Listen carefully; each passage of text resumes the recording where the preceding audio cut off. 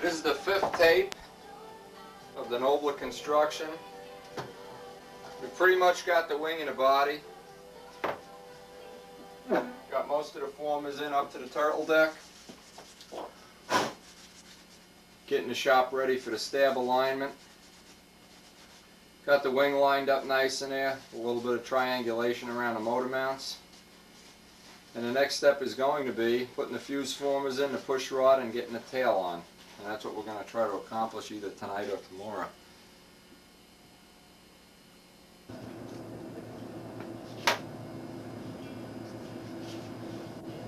And what we try to do with a Nobler type construction, where you have a turtle deck that has wrapped sheets rather than a block that runs front to back. Obviously a block that runs front to back requires a little bit different construction, but we try to do a dry layout of the whole assembly. Now I have a push rod made up, a dummy push rod, because this is the kind of system where you can't adjust the push rod once it's in. So that's a dummy push rod, and I'm just laying out the turtle deck with pins to try to get some kind of idea now. I want to get a rough idea anyway, as to if the push rod's the right length. Once I'm committed and solder those washers on, then I'm kind of have to live with that push rod length. So I want to get that push rod length right anyway as the first step toward getting this assembly. Now I haven't glued anything. This is just a dry fit, and it's a good idea to always do this when you're getting ready to assemble this kind of a body. Pins are a good idea. If you have a whole bunch of pins, you can use them. We don't have many pins since the days of hot stuff, but a couple of pins here will just let us know how close this is going to be. Give us a little bit of a mock-up anyway of how this is going to look. What areas might need trimming, refitting. Now we haven't built the rudder yet, so one of the things, now at this point in time we can kind of look down the body. It looks reasonable. It ain't great. It looks like I'm going to have to trim some off of this former to get a nice curve in. I can see there's a little bulge right there, a little bulge in. I can split the former. I can trim from the former against the body with a Zona saw. I can kind of eyeball down it. Now I see I want to change that one former. Now changing one former when you have a bulge, it's a real easy operation. You get a Zona saw, saw it in. A Zona saw takes out about 10 thousandths when you cut. So you can zap in that one former. Now, it can't be much easier than that to get the final curve. And that's important if you're doing real high quality work. You don't want to have bulges and bows and kinds of nonsense in there like such. When a judge picks up that plane at appearance judging, you want to see a nice curve, one end to the other if possible. And there's other reasons to do it. It's stronger that way. Any place there's a bulge is a stress concentration. That looks reasonable. Certainly not going to complain too much about that. It's still not perfectly straight.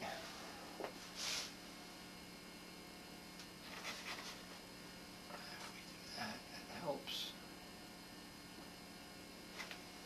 Take another 10 thousandths out of that former.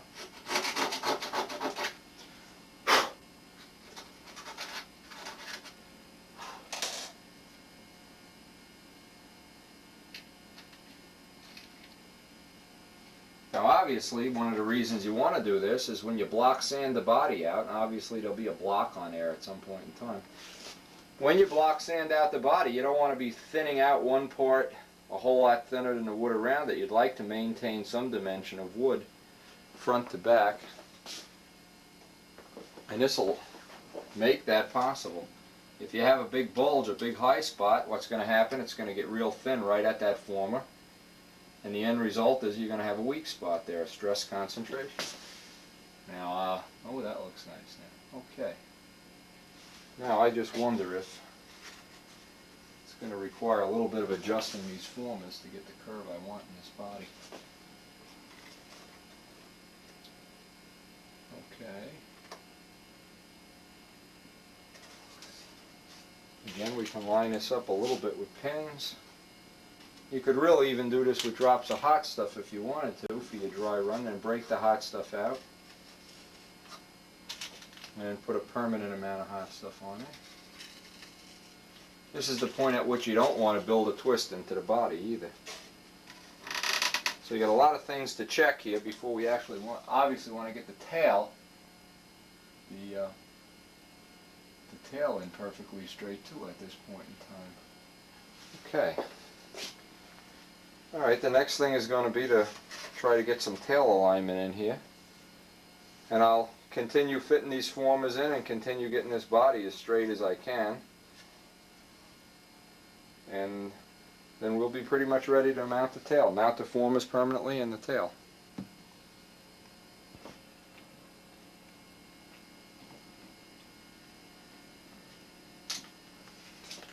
Now the first step in this permanent assembly, now that everything is kind of ready to go, is we're going to solder the push rod.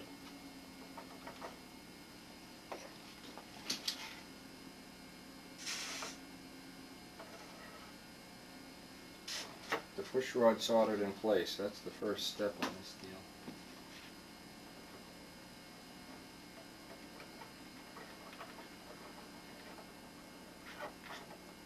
Of course, we're using those washers that I showed earlier in the video sequence.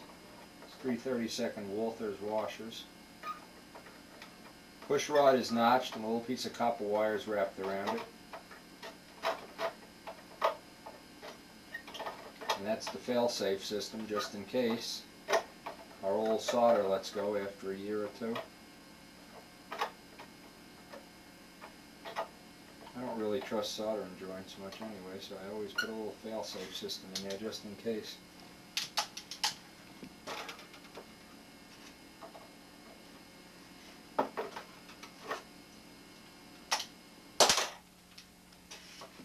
I'm trying to get this with a nice tight fit here, and it's not.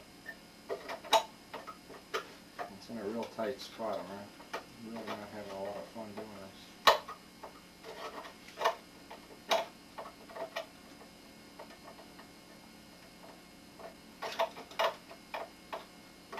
These washers are such a tight fit on 3/32 wire that they tend to almost be too tight.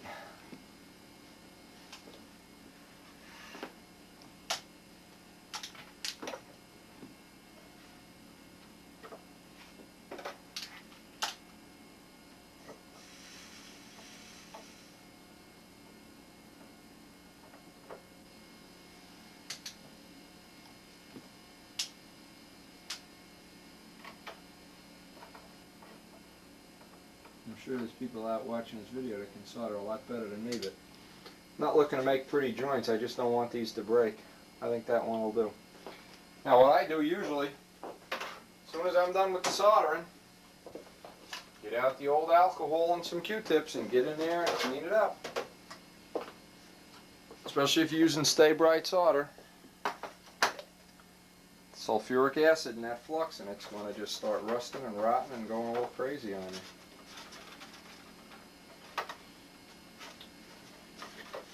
Little Q-tips with some lacquer thinners on it is probably just as good. That's what I'm using right now.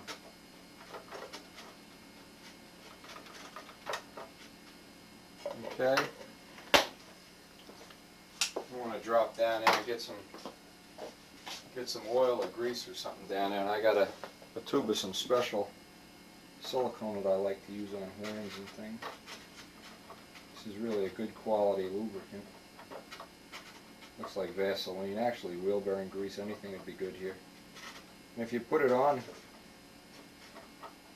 it'll keep it from rusting too. That's a side benefit of this operation here. And once that push rod's in now, which it's in right now, now we got to start assembling permanently the back of the body, right up to the front of the elevators. That's our next step, is to get that permanently attached, squared away, straight, true, level in all dimensions. Uh-oh, I hear a cat coming in here. Probably forgot to feed the cat today. You don't go for that stuff. Okay, that lubricant will help keep this from rotting away after a couple of years go by. What I do is just give it drops of WD-40. Good idea on there too. Once we put these controls away, we're not going to see them for, hopefully, for 8 to 10 years. So the lubrication you put on them has to be willing to stand the test of time. And without lubrication, these controls will wear out really rapidly.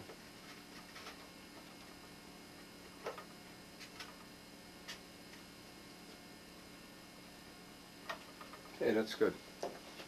Now we're going to have to assemble the back of the body permanently. That's the next step. Now we've got the back end tack glued up. Pretty much ready for the next step. Everything looks like it lined up and fit pretty well. And now we're going to try to true up the fuse sides in the same way with the Zonasaur, if any bulge out, or with a little cut in the former and a little piece of 32nd balsa if they look like a starving horse rib. We'll try to get a nice true side curve on this whole body before we go on to the next step.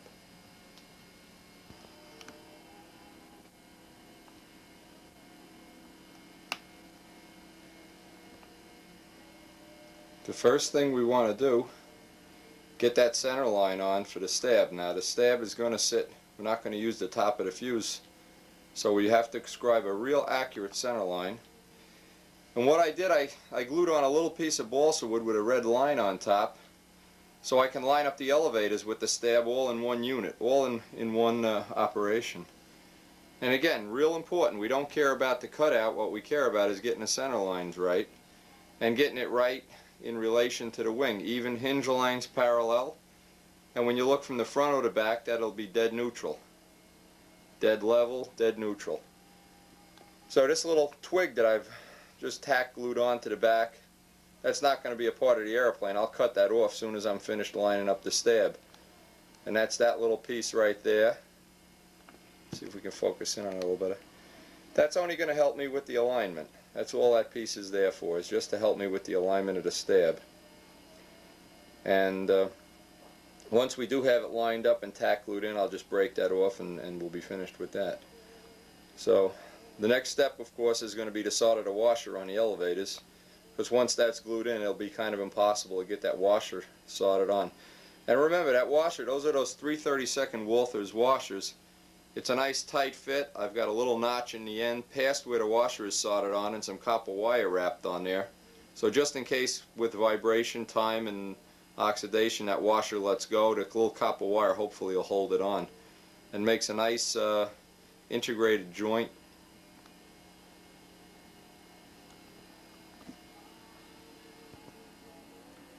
Now I don't know if you remember from the stab video, which is probably the first one, the hole in this horn is an 1/8 inch. The rod is 3/32. It's going to give us a little bit of free play, a little bit of slop, so that if we do get the alignment off a very little bit, it'll hopefully make up for it. The plane will still track relatively straight.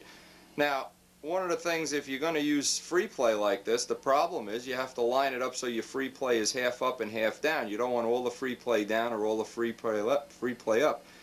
So you have to spend a little more time tacking this on, checking the free play up and down, and that's the purpose of that little twig. Is without that twig, we could just tape these elevators in dead neutral, glue it on relative to the center line, and be done. But we not only want to get the stab lined up, we want to get the elevator free play dead in the middle too. And we also want to measure hinge line to hinge line before we put the final glue on this and make sure that's dead equal too. So this alignment phase here, again, I'm starting this in the beginning of a morning because this is really time consuming. This could consume a whole morning or a whole afternoon. You don't want to start this 9 o'clock at night and get frustrated.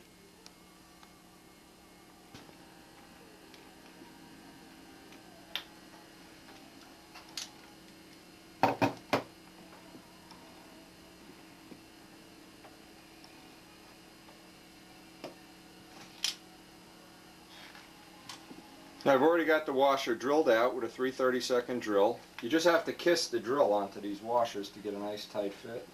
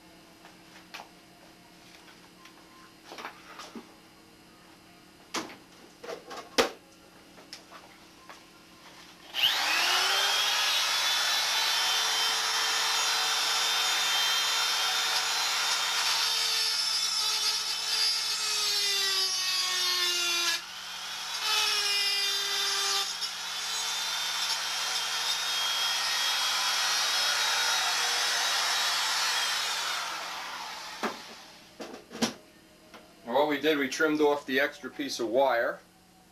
So back of his fuselage, needless to say, is really super narrow.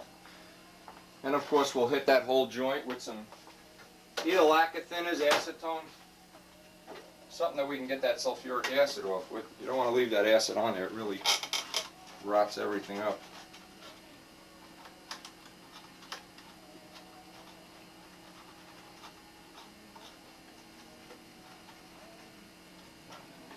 And one of the other benefits, one of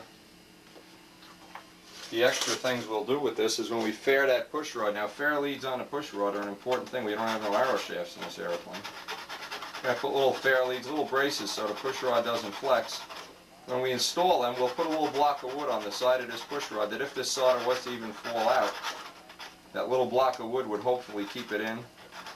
Notice I have all the push rod joints facing out, so that centrifugal force tends to push the push rod back in instead of pull it out. That's also a redundant safety feature. If you're building into the plane, just as easy to make it go one way as the other. Let centrifugal force work for you. Let it pull it out. We'll take our old PJ1, and this is the best stuff for lubricating controls. In fact, we'll hit a little bit on the big horn while we're at it here too. Put a drop of this on the horn. We'll be ready to start doing our alignment. And this can be really time consuming doing this alignment. You should never start this when you're getting tired or cranky or your wife's waiting for you to come up for dinner or something. Give yourself plenty of time to do this. This is not going to take 5 minutes. This is going to be time consuming. Now I see already. We need a little bit of that cut out. Okay. First step is going to be get the flaps lined up with that center line we have on the body. Let's get both of them lined up. Get a preliminary tack on this. That's nice. Lined up. Just a little bit. Now we can start looking for neutral here. Looks like we're going to have to go forward some. Okay, forward. So we'll just take this out. Put a little more of a notch in it. Okay.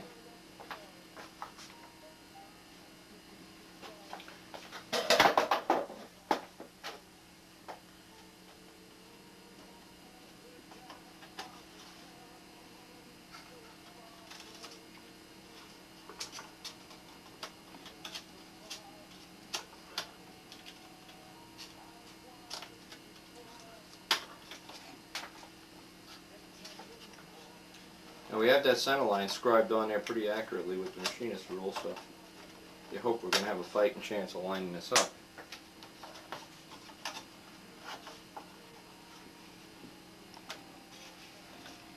Alright, I'm lining it up with that tail piece. I'm lining up the red line with the center of the horn, and that with that.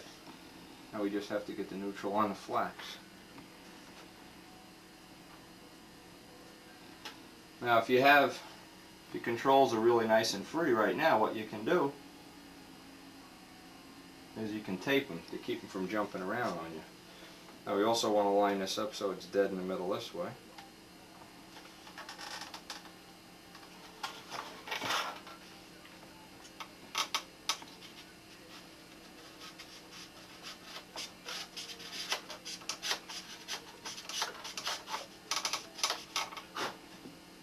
Wood out of there.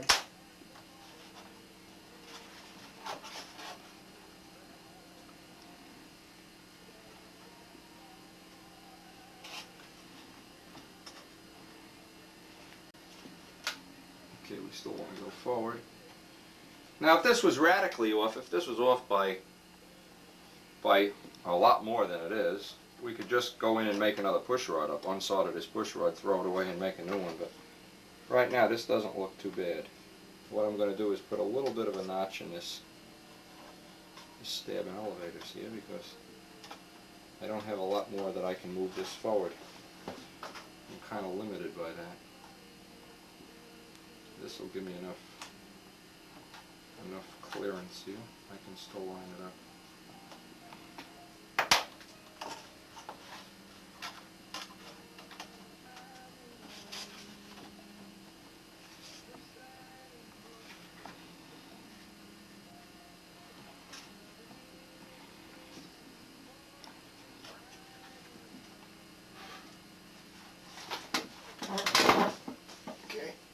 flaps are neutral.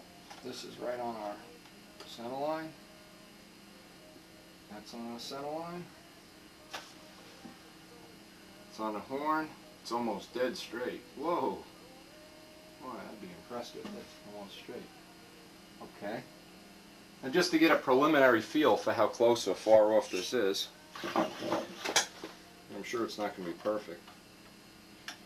I'll put one drop of hot stuff to hold this on here. The only purpose of this is just to tack this in while I line up the hinge line.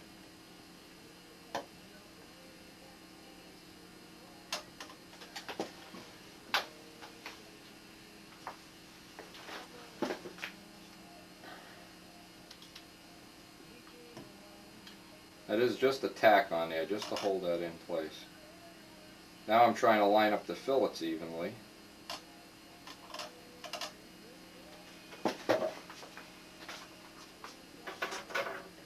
Yeah, I know how to do that reasonably.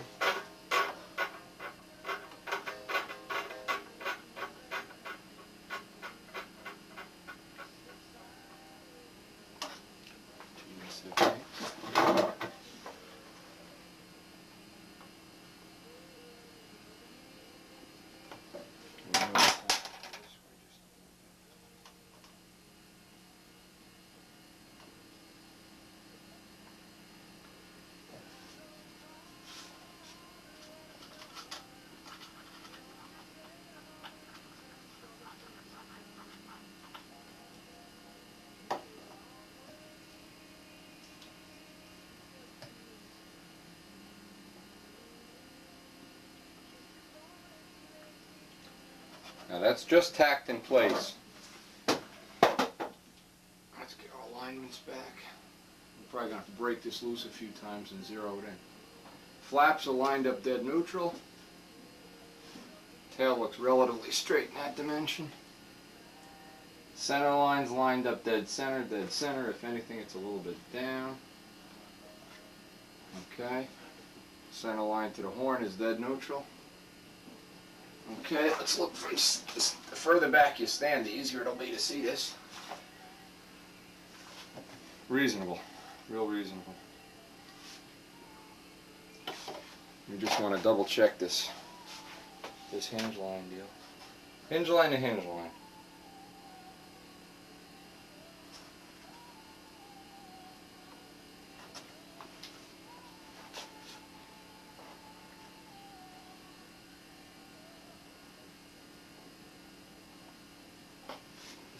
Quarter.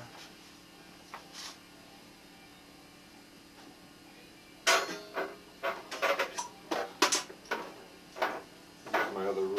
So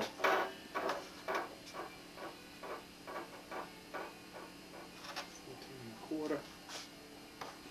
Now remember, everything is just tacked in. Okay, looks good. Looks good.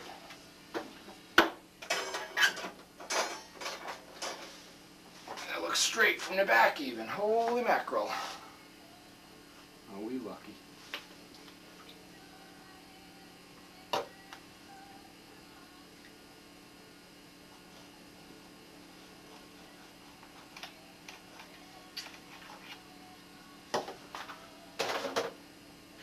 And here's where a Q-tips comes in handy. You can kind of use it for a little trowel to shove some of that hot stuff in there, in that gap. And we don't have a bad fit here, believe it or not. I don't know, it's just luck that we have a reasonable fit. Usually you won't have a great fit, that's for sure. Okay. And try to get some on this side too.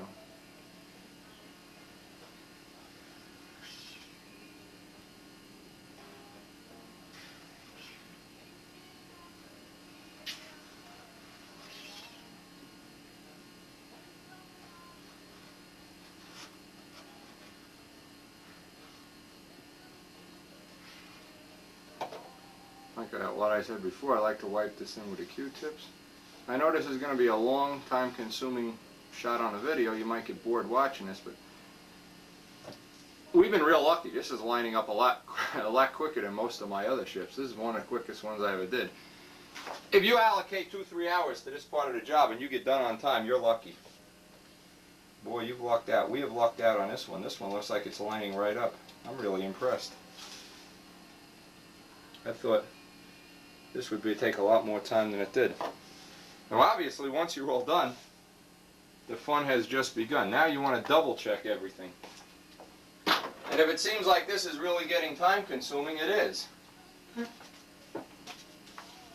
reason is, you sure want to make sure your hinge lines are even, number one. Now I check it with two different rulers, plus I check it with a piece of wood, just make sure I'm not reading an optical illusion on the ruler, which I have. I've done for 14 and a half. Oh, that's perfect. Okay, we've got a real good basic alignment on this now. And believe it or not, that's worth the price of admission as far as getting this plane in the air, dead straight, dead level.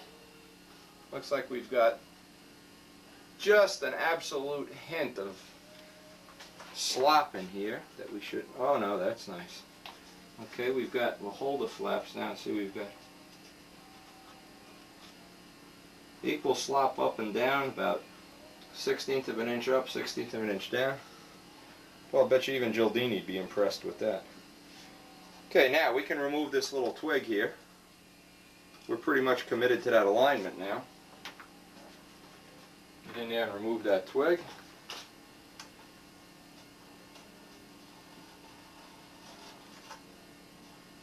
I put it on in such a spot that even if the wood comes out rough there, it won't matter, it'll be underneath a fillet. Okay, throw this away. And now we can turn this sucker over and put a real bead of glue inside. Gouge out a little bit for the horn if the horn is hitting anywhere. We don't know if the horn is going to hit. Apparently it's not even hitting. It's an amazing job. Haven't had one come out this good in a long time.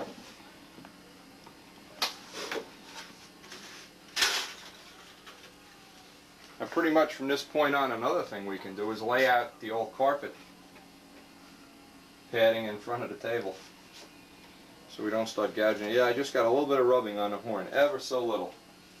We could take care of that right now with the X-Acto blade.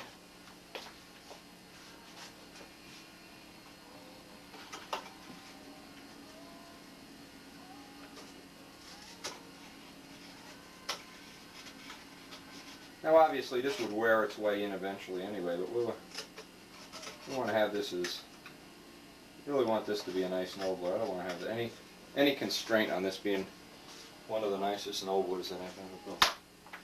Maybe the nicest one.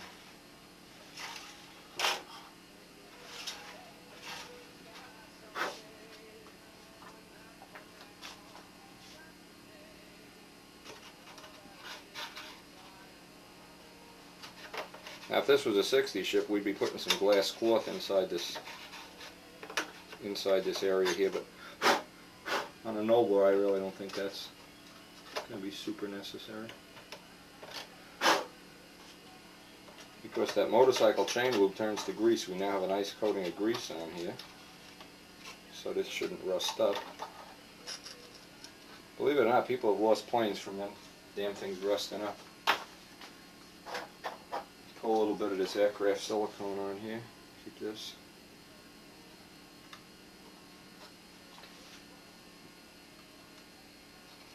A lot of these techniques that I'm using, I sure didn't invent, and probably none of them.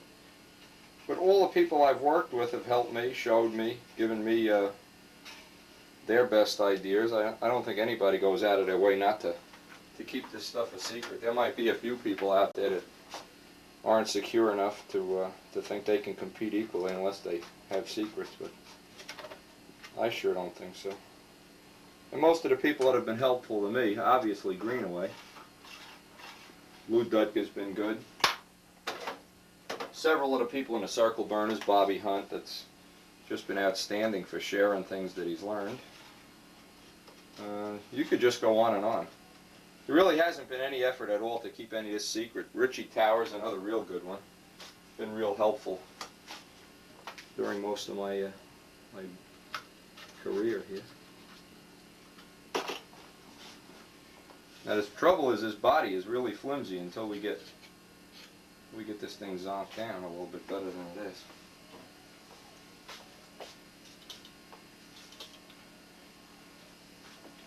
done this part that I've just done on a video, has probably run 15-20 minutes. But I've taken, and I can remember one ship in particular that had a high stab and a lot of other things that made it a little bit more difficult than this. I've taken a whole day to do this, a whole Saturday, and it's been worthwhile because the planes have been relatively easy to trim out. Once you get out to the field, all this time you spent looks like free money in the bank. I'll right away get a bead on this so this alignment won't change. Well, I don't want this alignment to change. This one went in so nice and easy. Sickening. But if it takes you 2 or 3 hours to do this, don't think that it hasn't happened to me or Lou Dutker or Big Jim or somebody. Everybody has their own little tricks for lining things up, but the main thing is you got to realize this stuff has to be lined up. You just can't stick the wing in the hole in the body. A lot of advanced level flyers see that there's a hole from the kit, a hole in the body, and they just go and stick it in, and then 3 months or 4 months of their life, maybe 6 months, gets wasted by the fact that that plane doesn't line up and it'll never fly right. Never hold flats in the corners, never fly good inverted. Be a very high pilot workload keeping it flying. So, and obviously when you're building I-beam planes, a la Woolwich or McDonald or any of them, there's different alignment tricks all along the book, and that's what we're hoping we're going to get some of these exposed on the video. But the Nobler is a good basic plane. That's why I picked it to do this video. Gives you a little bit of an idea of what goes into a typical, rather typical stunt ship. Geez, we've got this lined up so nice, I'm sick. Probably when I go to do my 60 ship this year, it won't line up worth a crap. Okay, now, the next step is going to be, I want to make sure this push rod isn't rubbing on anything, anywhere in the range of motion. And I just noticed I've got a little bit of a spot where it's rubbing in here. I want to take care of all the fairleads. The fairleads are another word for braces on the push rod. If you look on the Nobler plans, you'll see what they are. Little chunks of 16 plywood that just keep the push rod from flexing. That's all it's going to do. Now I see the push rod's rubbing on this guy a little bit too.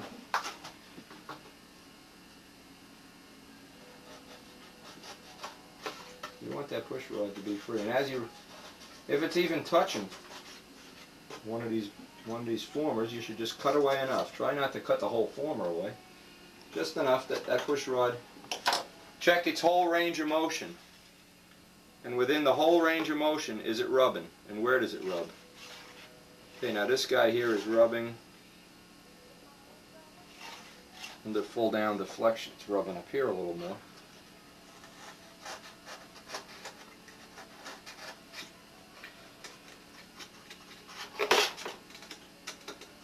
And I know how many people I've worked with, one-to-one, putting a tail in their airplane have been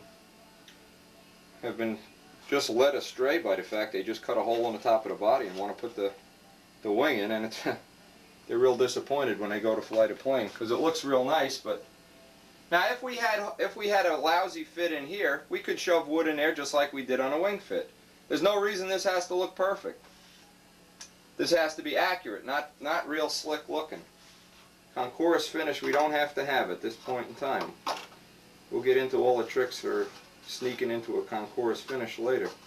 Right now, if the thing don't line up, it isn't going to be worth putting any finish on. And it seems time consuming. I know it's probably boring watching this segment of the video, but this is probably one of the most important things you're going to have to deal with if you really want to have a quality stunt ship. If you want one of those ships that just does everything right. Now obviously I'm going to put these fairleads in off camera, otherwise we're going to eat up a 2-hour video doing one job. I'll put all the fairleads in and then run the camera in and out.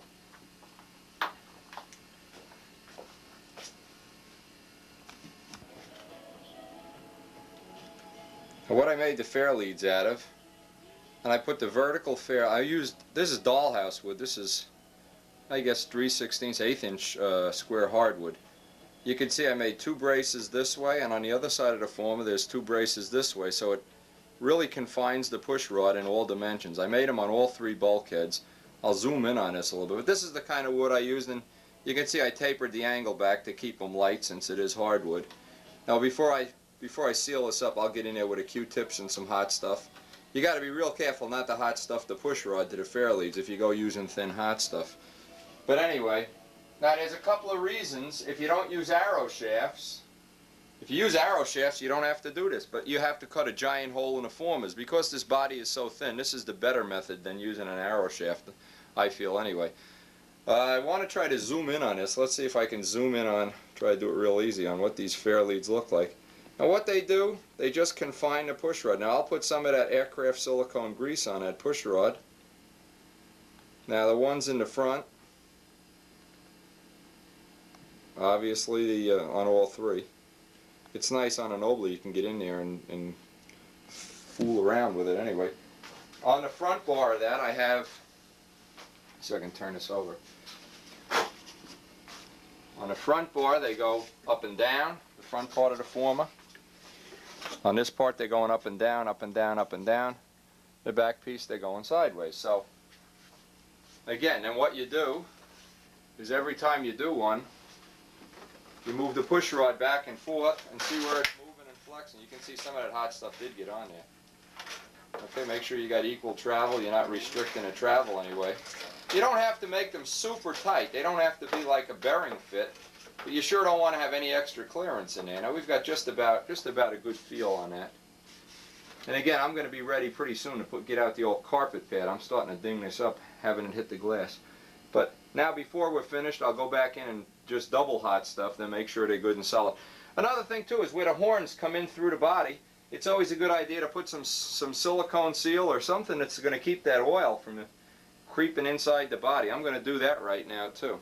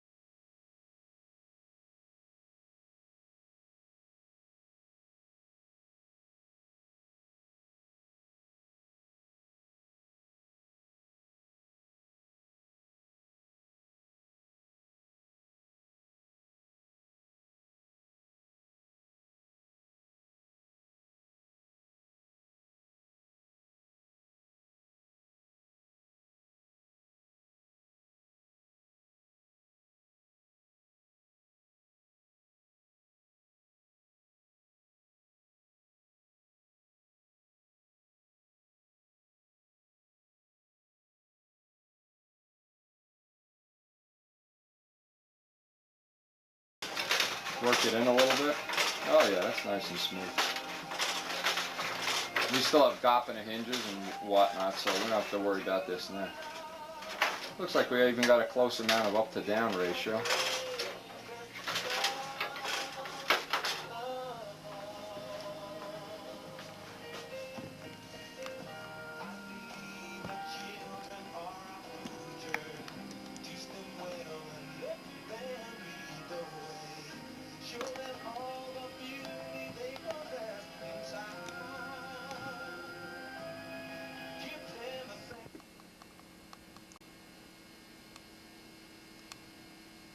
Now with the stab aligned, with the controls finalized, I've had to take and move the workbench a little bit to avoid dinging things up. Now the airplane is getting bigger and bigger. I have to move the workbench away from the wall, and I put the old foam pad back out.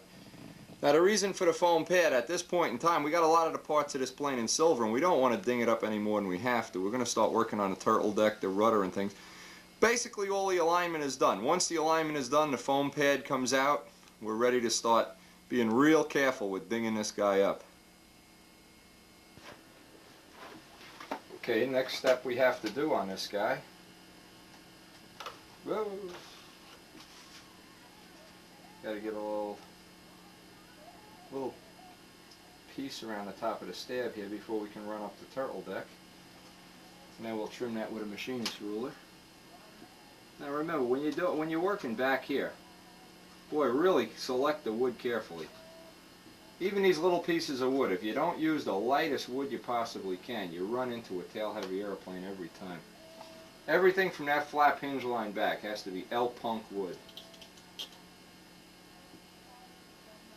You just can't afford to use anything back here that don't have to be back here. And that goes for any stunt ship, really, not only an oval. You just can't afford to have all that weight. Doesn't do anything, doesn't make the plane fly any better, that's for sure. So even these little pieces of wood here, I selected one of the best pieces of 1/8 I have. And when I put the scrap in a scrap pile, I marked that it came from a really good piece of wood, so that when I need a little scrap piece, I have it. Now I'll just lay the machinist ruler here and trim this out.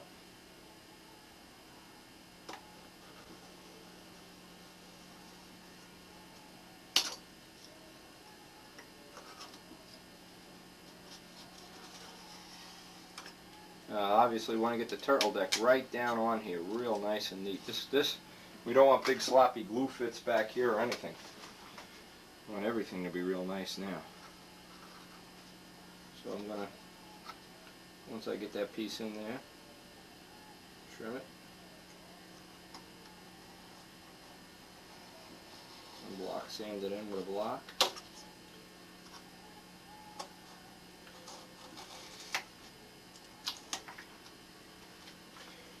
Okay, a little sanding block.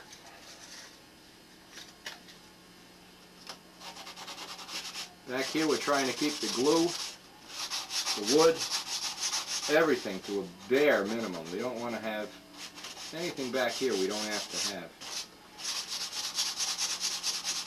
We carved them tail fillets out. We're going to spend a little bit of time hollowing them out, cutting the wood away from the side of the body. We don't have anything back here we don't have to have. Every time you can do away with a little bit of nose weight, needless to say, which goes without saying, it's either more paint you can put on the airplane, or the plane will just point blank fly better. And I'm the king of heavy airplanes, I know. Oh, that's going to be nice. Okay. And now we're going to start. I have to get out the kit and figure out what shape that part is. I think that's an elliptical part. Okay, we just glued on the first piece of the turtle deck. Trying to work some thick zap down into a few of the gaps here.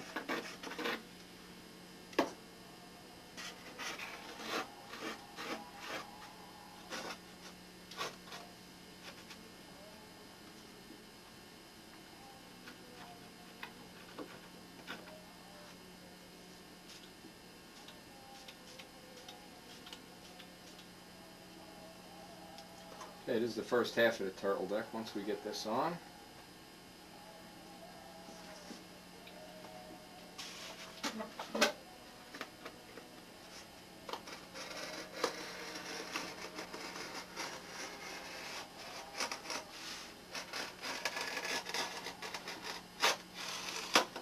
some real punked out 3/32 wood here. I just hope this is not going to be too much of a starving horse when we're done. Anybody that's built a Nobler knows what the starving horse thing is when these ribs start to show up through the turtle deck. Of course, if you carve a block, it's not going to be nowhere near this strong. My guess is it'll be heavier too, unless you're a real super hollower.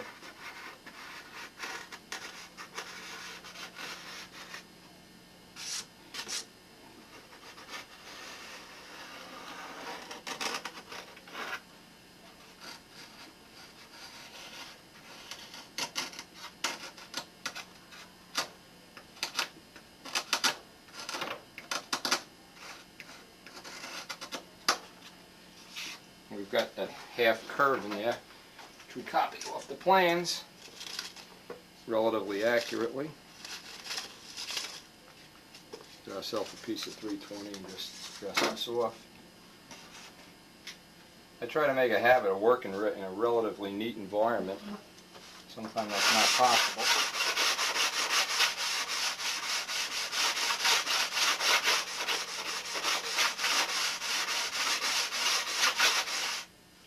What we'd like to do is sand this turtle deck a bare minimum so we can keep that 3/32 thickness through the whole turtle deck, and we'll keep the horse from starving, keep them ribs from popping through if we sand it too thin.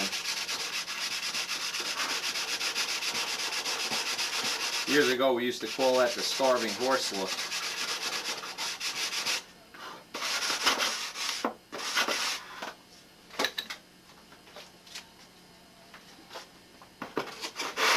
These are just various sanding blocks that I have that was handy for doing this kind of work.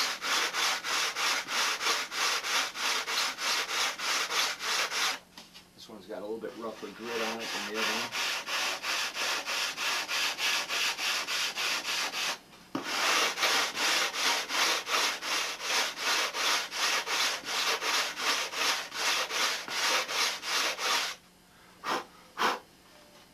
Alright, now we'll just duplicate this on the other side. Let's see if we can spin this around. Get a look inside of what this looks like when it's half completed. Oh good, we glued the body to the foam. That's the glue that's been dripping down through the fuselage.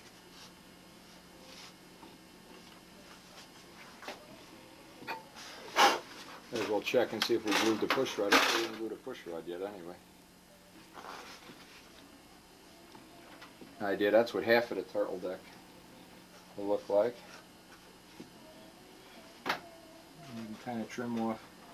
We're planning on having a nice cockpit. I'm going to make the front of this out of a block, and I'm hoping I can get a nice canopy detail in this guy. Bob Gildini's molded me up a whole bunch of those canopies. I'll try to take the best one. I think there's about 30 of them canopies in the box. I'll take the best one and try to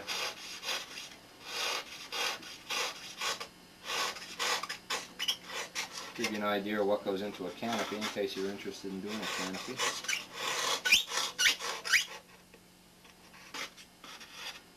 Obviously, if you're an advanced level flyer, you're just looking to get out to the flying field, you can just put a block in here. Bypass the time it would take to do the canopy detail. But if you're a traditional modeler, I think you're going to want the canopy on any Nobler you build. At least on a Nobler. If you build something else, well,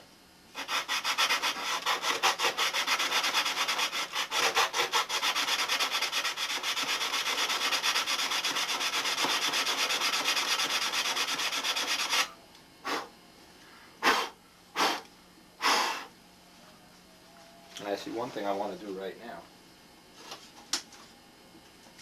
I see a little bit of a gap in here.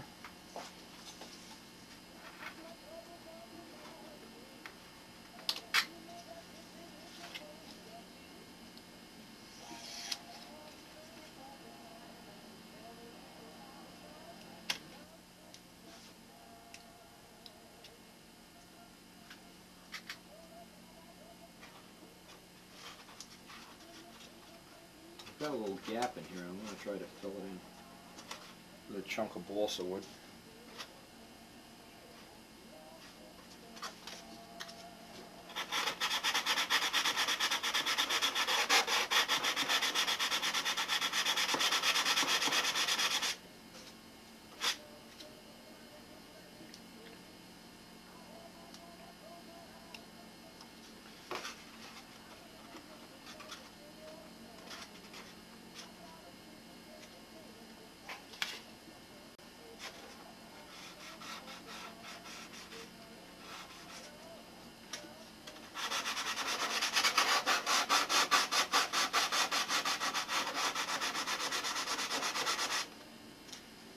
Okay, you just hit that with a little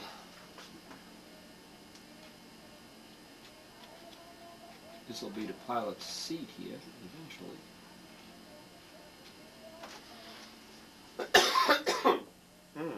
Good old sawdust.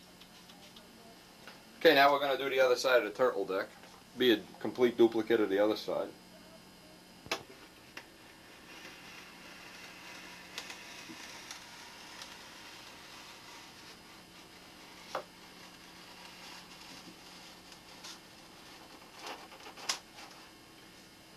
Yeah, that's the other side of the turtle deck. It's now on there. Go back. We've got both sides of that turtle deck on there.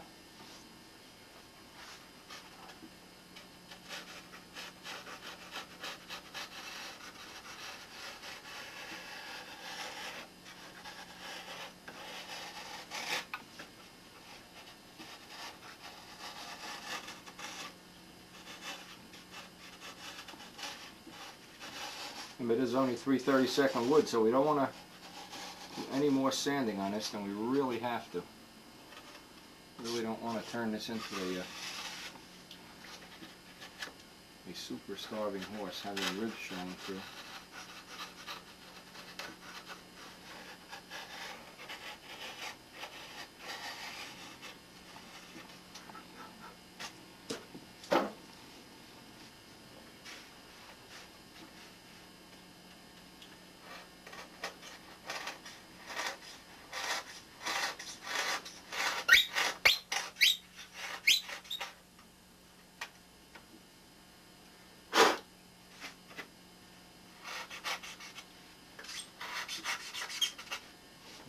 Drop a glue on this guy here. And we're going to have to turn it over to glue the ribs to that side. First we'll just roughen this up a little bit.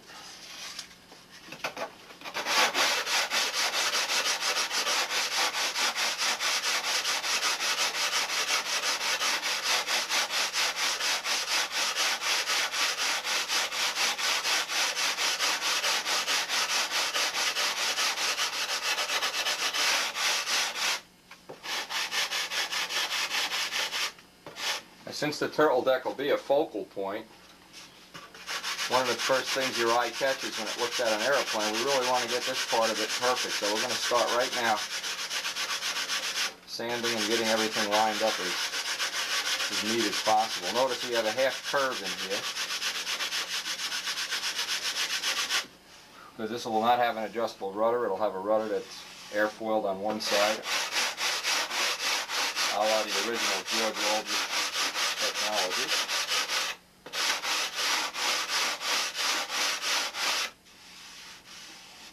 Okay. Get into a little bit finer paper here. I'll adjust this off.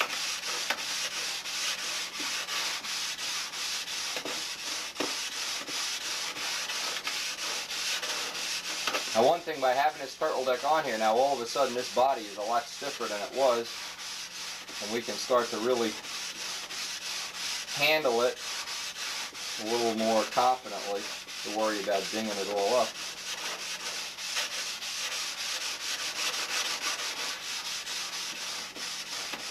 We'll turn this over next and run a bead of hot stuff down on the ribs and on this stringer that runs the top of the turtle deck.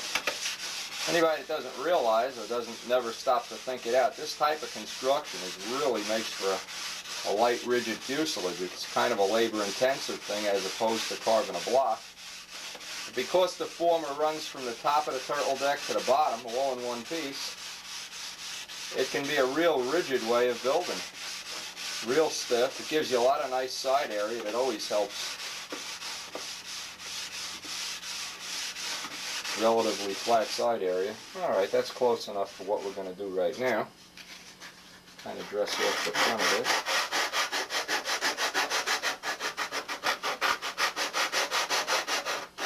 Now, because the turtle deck is 3/32 and the side is 1/8, we're going to have to blend that in with a sanding block. Not going to do it right now, we'll do it later. But the final sanding on this obviously will all be done with a block, will be done real carefully. The longer the block is, the better. You want to get the top of this turtle deck so that when the light hits it, it's one continuous flat area. And it takes a little bit of time filling it and tissuing it. We'll probably double tissue the top of this and just continuously block sand it in until we get a nice, real nice ridge up there. Any of the real front row planes have the little details that you don't notice until you really look close, and that's one of them.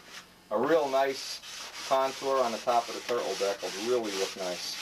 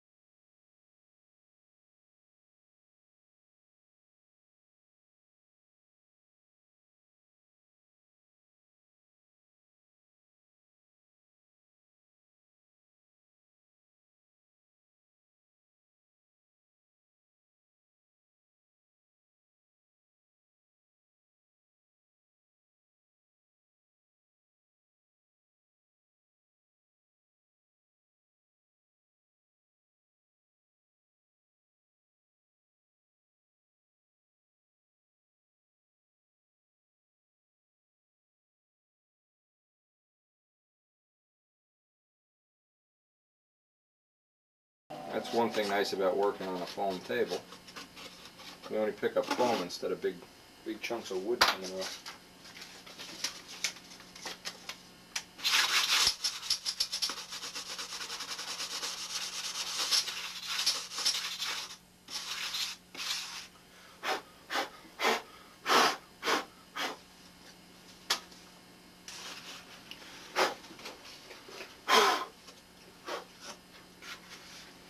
Okay, we've got a nice start on that turtle deck now.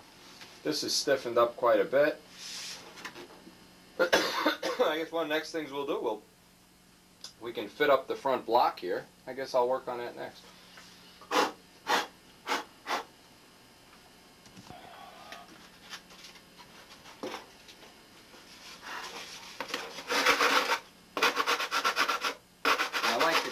Up as I go along, so I've got all my big wide blocks with various grits on them, starting with about 80, working my way down.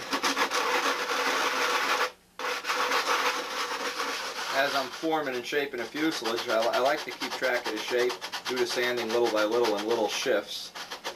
Makes it a little more enjoyable for me, since most of the time this does get boring, no doubt about that. Now this is 80 grit. This will just kind of blend in the 1/8 with the 3/32. The rest I'll do with 320.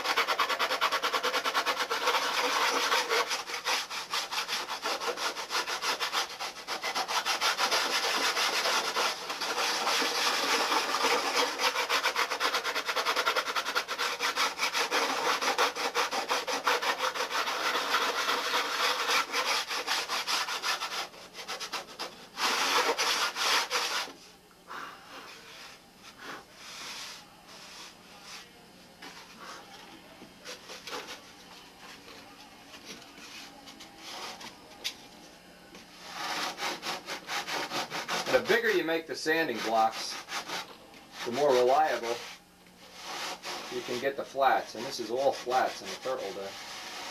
You'll pick out the high spots right away. And right here I'm picking out a big ripple in this wood.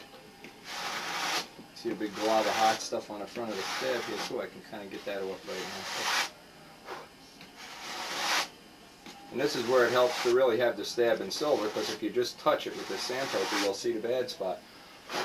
It'll make getting those fillets in there real nice too. Have a lot more luck getting them in.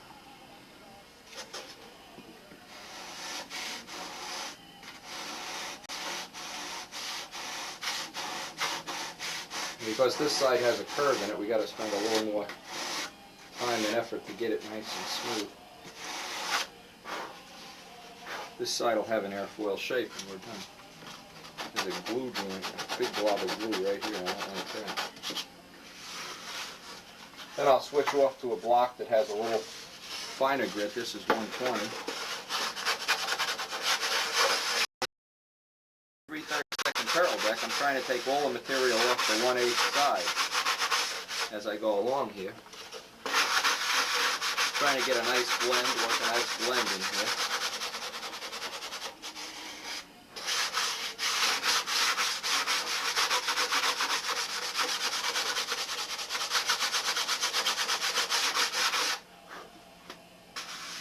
As soon as you feel that joint starting to come in, okay, we can put that right down on there. And I can switch to my real light sandpaper, 320. Oh boy, phone call time.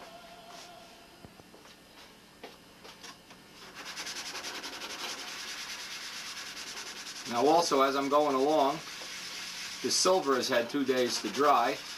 And there's a lot of little tiny flaws in it that I'm picking up, a lot of little dry spots as I'm going along. I'm waiting for some glue to dry now on that back end on the turtle deck. So I'm just going to get real fussy with my silver. Pick out all the bad spots one by one with a little block with some 320. Right now I'm waiting for glue to dry. It's real easy. It's not costing me any time. And there's quite a few of them. I always like to let the silver dry a couple days before I do this, then they just pop right out.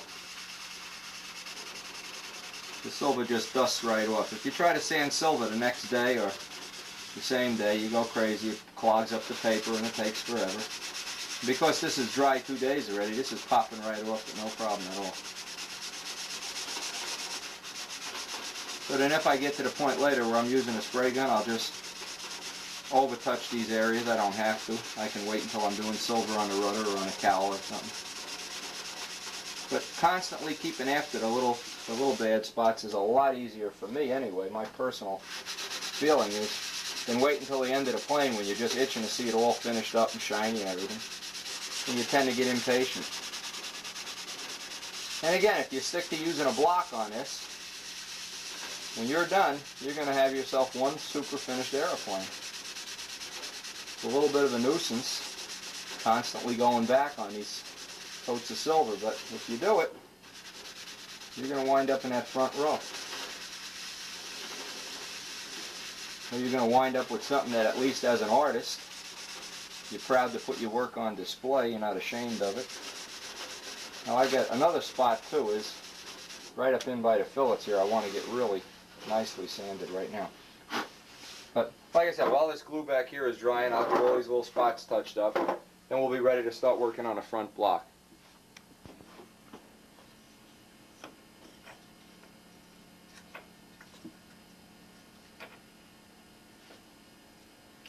Now, there's a little piece of gross grain wood that goes over the motor. I'm going to make that up first. Get that set in and then rough out the block. So this will be the next part I'm going to step on here with. Here's what this piece looks like when it's finished. Put a little finish on this anyway, wouldn't hurt. I have it roughed out for the blind nuts. And radius this edge here so we can get a nice tight glue joint in there. Notice the grain on it. The grain goes between the mounts, not straight front and back.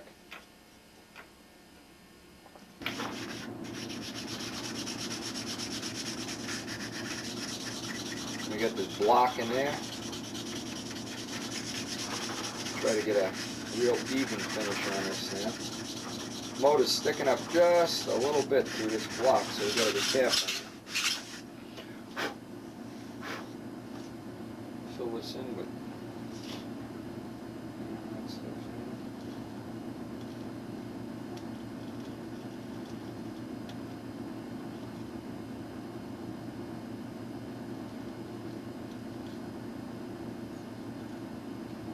This will actually seal off the tank area too, so we want a relatively nice finish up here.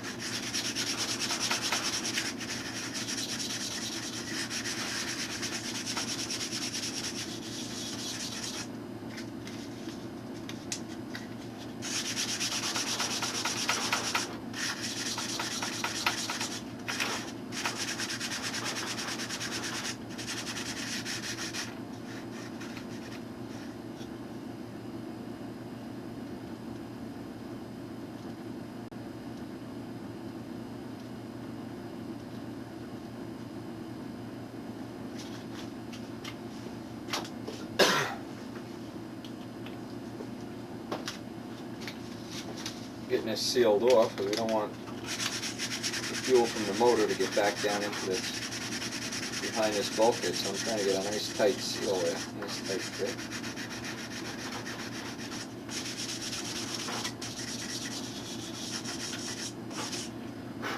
Okay, we're ready to rough out the block here.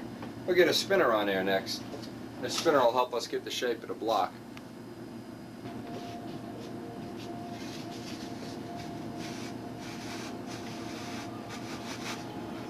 So we're fitting up the 1/2-inch top block now. I want to get a real good joint in by the canopy. Up by the spinner is not too super important. We can fill it in with epoxylate. Want a good joint.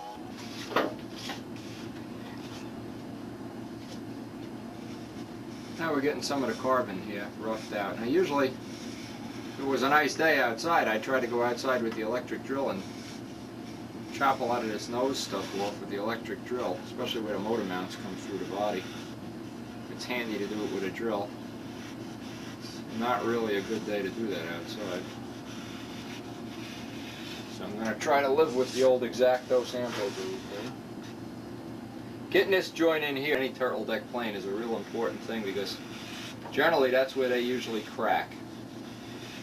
Right at that turtle deck. It's just what you need is to go through all the work of putting a canopy detail in and all the little gauges and the little things that go in a cockpit and then have it crack. It really gets you aggravated. Alright, we're going to rough and sand that out and then we'll pick this up.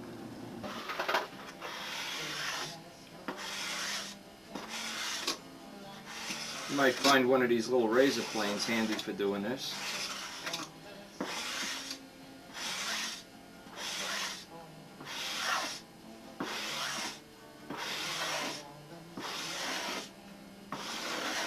If you're having trouble using one of these, there's probably one of two reasons. You don't have a sharp razor blade in there, number one, or you're holding it dead parallel to the wood grain, in which case it clogs up. If you hold this to a 45-degree angle to the wood, you'll notice you can just shave away. That's a tip worth its weight in gold. Get that angle, keep a sharp razor in here. Every time you carve a wingtip or a block, you'll probably more than likely wear out a razor. Don't forget, these are really sharp razors. Once you wear the edge off, they're not too good at planing. But this gives you a nice level shape. These little planes are available in any hobby shop.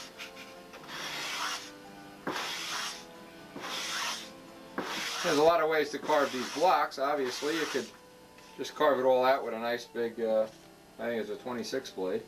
One way. Another nice way to do it is with a plane. Another way is to just rough sandpaper it out. This tends to give you nice flats when you do it with a block, and we're looking for a nice... This is again one of the focal points of the airplane, is the nose. Turtle deck and the nose, actually the whole top of the body is a focal point.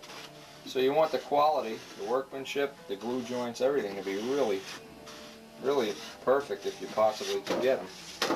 Now we're using an 1 3/4 spinner, which means there's going to be a lot of taper in this nose. And I'm going to be spending quite a bit of time getting this nose to taper in the way it should. So there won't lead up too much of the video on this, but once we get the planing done, next step will be the sanding block.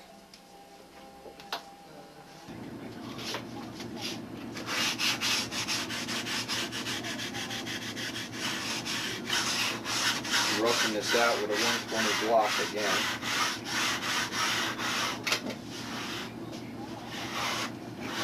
Try not to sand always in one direction. Try to move radius some of your sanding. Don't have to get a final finish on this, just roughing so we can get the block popped off and do the hollowing. Up here is going to require quite a bit of hollowing because of the thin 1 3/4 spinner.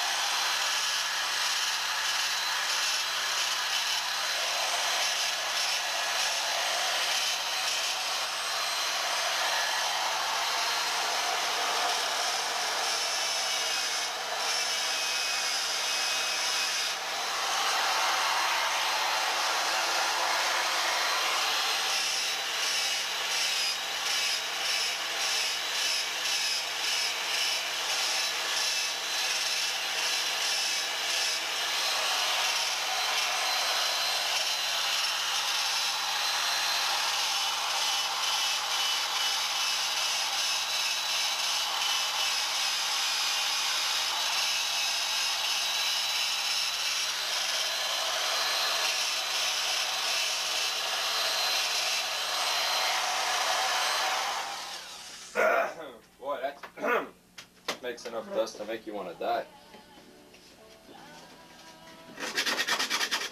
I'm not going to use a needle nose spinner. I'm going to use a regular spinner on this plane. So I'm using up one of the old 1 3/4" needle noses that I have, in case I hit it with the drill, which is what I just did.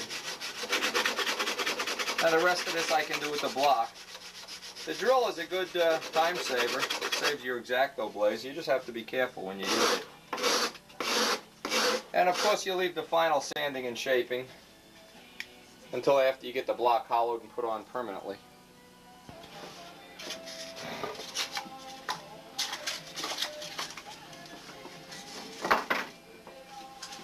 I'm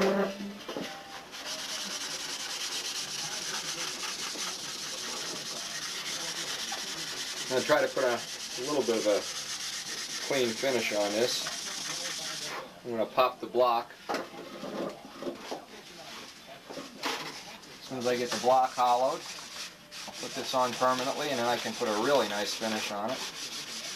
And that'll probably be the end of this day. This day has really gotten dusty and dirty, breathing in a lot of sawdust. And then one of the next things we're going to do is fit up the cockpit, and that's a fun job. I get out those canopies, get one trimmed, and we'll go through that together. Anybody hasn't ever put a cockpit on a plane, a canopy, really in for a little treat. The War Nationals, where every plane at the Nats had a cockpit, believe that or not. And it was one of the high points of judging the airplane, is to see how good you could make the cockpit detail. Well, we're not going to go too crazy, but we're going to have a cockpit in this Nobler, that's for sure. And Bob Gialdini's molded up the plastic already for us, so that we can really have a, you don't have to use that junk that comes in a kit. We really have a top quality job. I'm sure anything Bob does is super top quality too.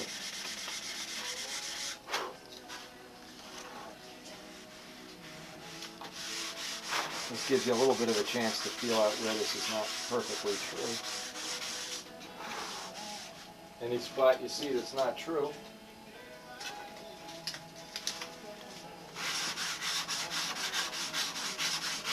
just kind of hit it at a 45-degree angle. You'll get off all the high spots.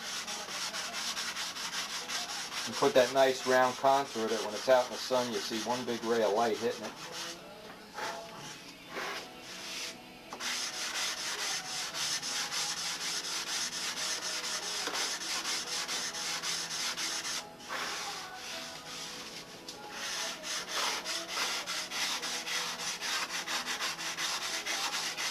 Carving blocks like this is one of the few parts of building I really do enjoy.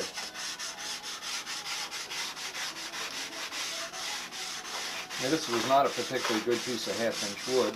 Okay, but it sure wasn't super duper. When you really have that soft, punked out wood, boy, you can just work on that like an artist doing sculpture.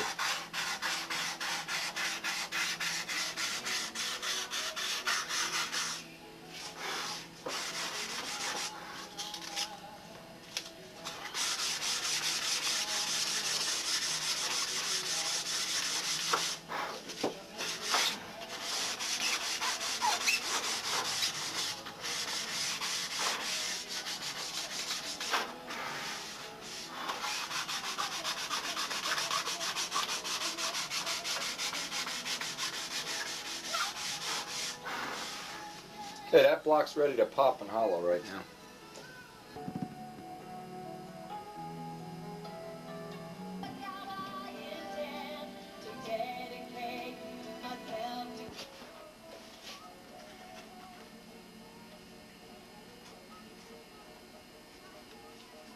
I like to use a double-edged razor, brand new if possible. This one's not brand new. Get a nice slit on all those dots. Remember, this block was only tacked on with dots of hot stuff. Okay, we got the block off pretty much in one piece. If it's uneven and rough, leave it exactly that way, because when you glue it back it'll key right in that way.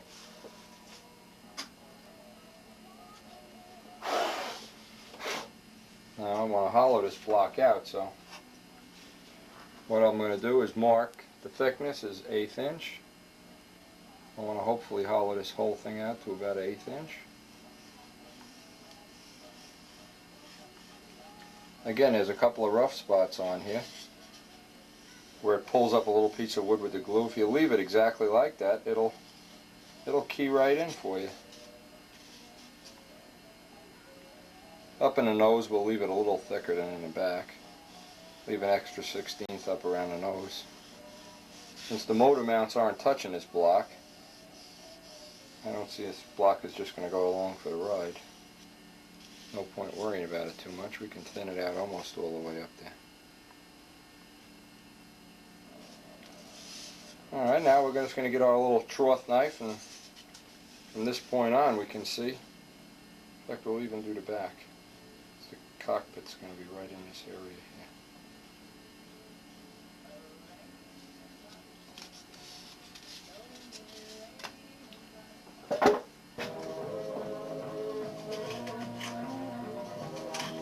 Anybody hasn't used one of these, part of an X-Acto carving set, you buy for a couple of dollars. These are good for hollowing reverse curves on blocks. Work real well. You can do this also with a Dremel tool. A Dremel tool is a good way to do it. Except you get a lot of sanding dust. I hate the sanding dust, so I try to do as much with the knife as I can before I go to the Dremel tool, or even to the sandpaper.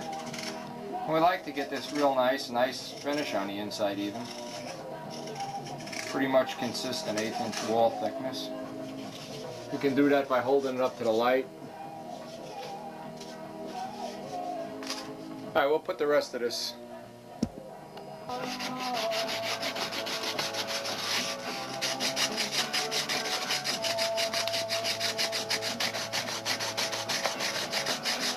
I like to get these blocks as hollow and smooth inside as possible.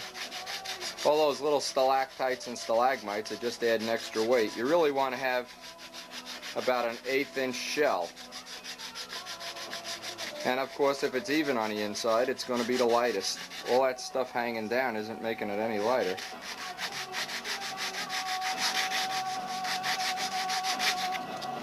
Now I'll get in here with 320 when I'm done with this. This is some nice rough 80 grit. A Ringmaster leading edge works out to be real good for doing this kind of hollowing.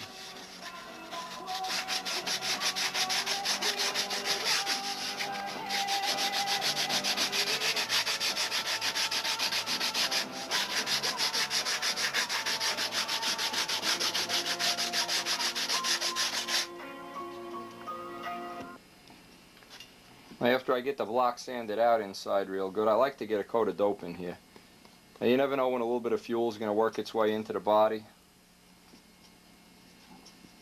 This definitely stiffens up the wood quite a bit too. Well, I'm just putting a couple of coats of light coat in here on the block. We got it pretty well sanded out. I had to make a little patch here. It was getting a little thin. You hold it up to the light and you could see how thin it was. So where it's thin, you just take a little patch, and always put the grain, cross grain, when you make a patch. And when you block sand that out on the top, you may have to put a little dap in there or something, but you won't see that when it's done. So we'll let this block dry for a half hour or so. Meanwhile, I'll get something else done. And we're going to put the block back on permanently and start the canopy.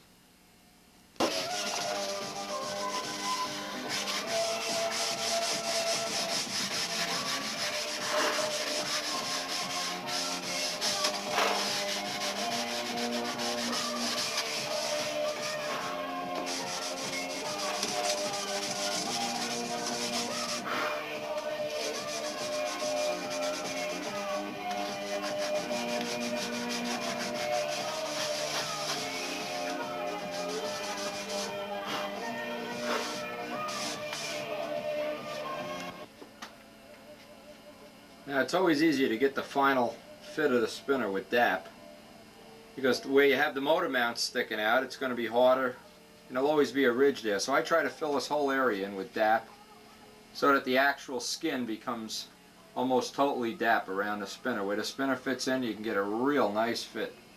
This dries up overnight, you'll get one heck of a nice fit on this. And you can put 3 or 4 layers of this on. Right now I can see I'm going to need more than 1 layer here. But that's perfectly alright. Now I blend it right up onto the spinner, because when I sand this, I'm going to sand that spinner right in. And like I said, I hope I'm going to be able to get a non-needle nose spinner. I think that's more in keeping with the Nobler, but just using this one to get a rough fit here anyway. Any little irregular spot here that you have, I've got a little more there. This is great stuff for doing this kind of work. And then what we'll do is when we're all finished with this, we'll run a real thin layer of glass finishing cloth around it, kind of beef it up a little bit. Because that's usually where you hold the plane when you're starting it, like that. Okay, that's DAP vinyl spackling paste. $1.50 for a can. You could do about 10 models with 1 can. Always good to use fresh spackling paste. Don't use it when it's a year old and it's all dried out. Now these are the canopies that Bob Gialdini molded up to my mold. And I'm looking for whichever one looks the best. Right now they all look pretty good. This one's got a clear spot in it. They all look usable. That one looks about the best.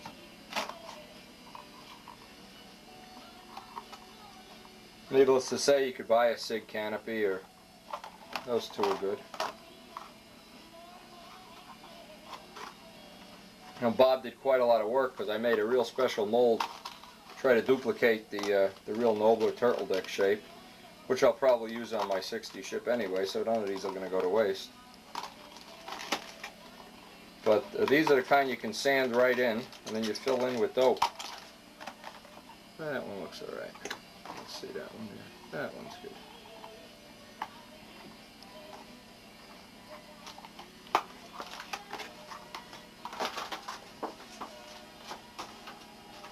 Now we'll start making up the cockpit detail here. First thing we have to do is trim that canopy to fit. And mark the turtle deck so we know how much of this. Obviously this is made oversized in all dimensions, so you can stretch it over the mold. So first thing I'm going to have to do is trim some of this material away.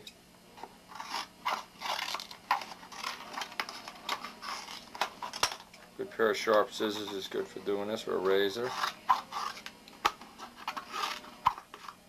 Now I'll try to get most of the fit on this off camera. No secret how you fit this in. Just keep trimming away until it fits.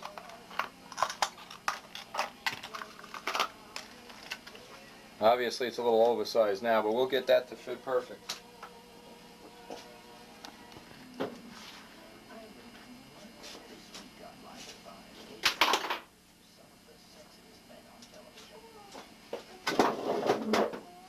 Okay, we have this pretty basically trimmed in here. Now we're going to have to make a notch.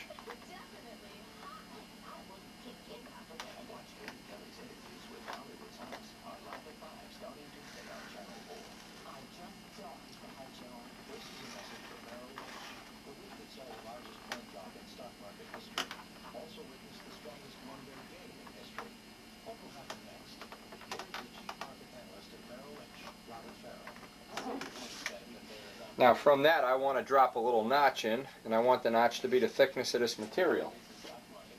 This material is about 30 thousandths. Looks like I want to have about a 30 thousandths notch in there.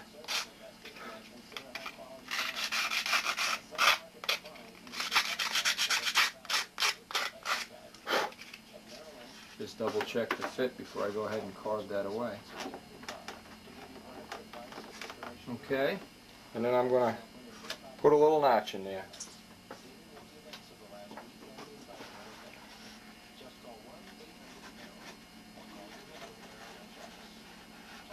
We better get a brand new X-Acto blade here. This one does not feel exactly brand new.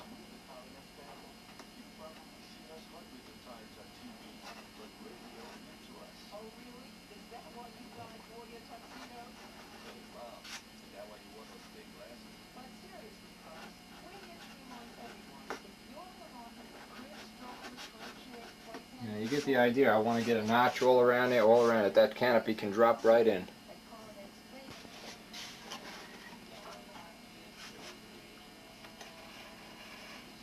I want to make a little, like a little ditch or a little trough here that this material will just drop right into,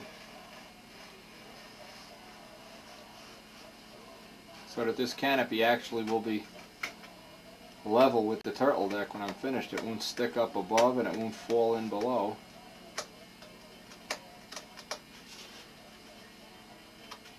Big help here is to just get a brand new knife and just pick away until you have it out.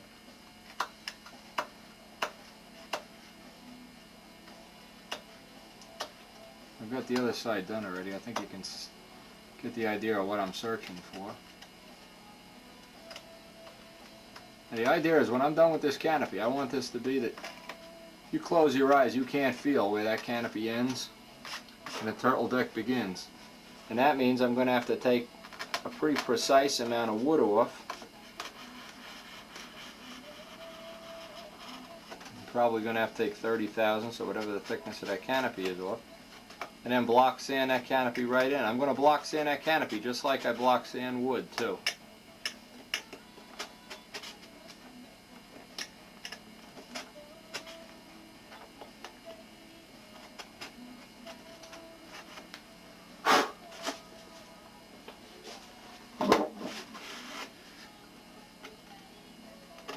Now carving a trough for the canopy and carving this back a little bit like this is a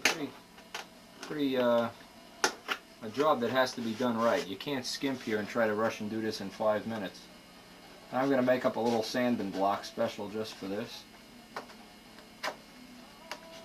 I'm going to get a little sanding block now and try to zero that guy in.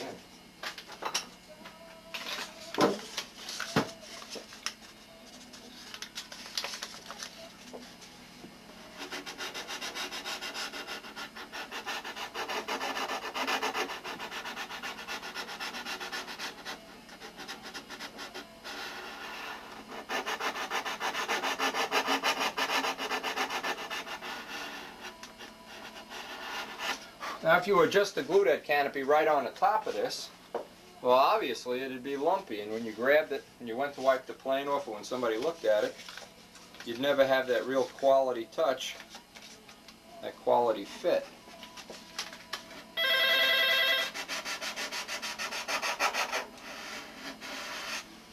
Let me get the phone.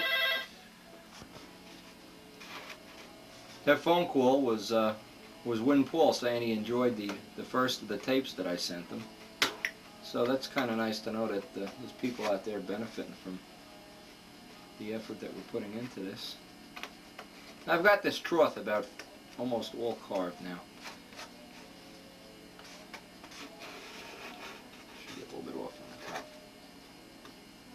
It's got to be pretty accurate. It can't be a sloppy fit. I know from having done canopies in the past that you pay me now or pay me later with the fit. This has got to be a half decent fit.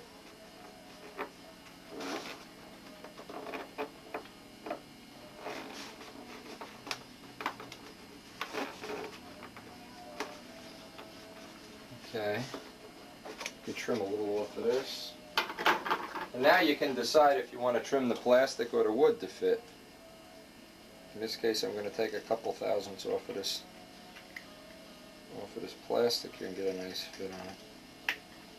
Now, usually you can sand these canopies out just like you can sand a plane, and then fill them with clear when you're finished.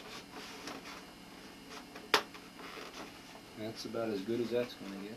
Okay, want to get some out of that. That corner there is a little rough. You gotta, no sense videoing this, you gotta spend some time, fool around and get this, that you're happy with the fit.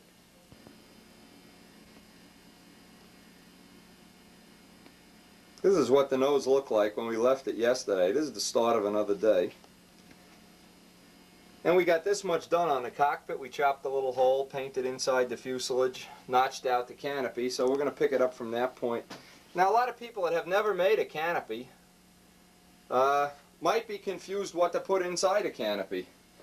And one of the best things I can think to tell anybody is, you know, go down an airport and look at a real airplane.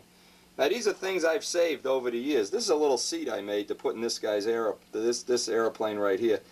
But again, 64th plywood and hot stuff, and I'm going to doll it up a little bit.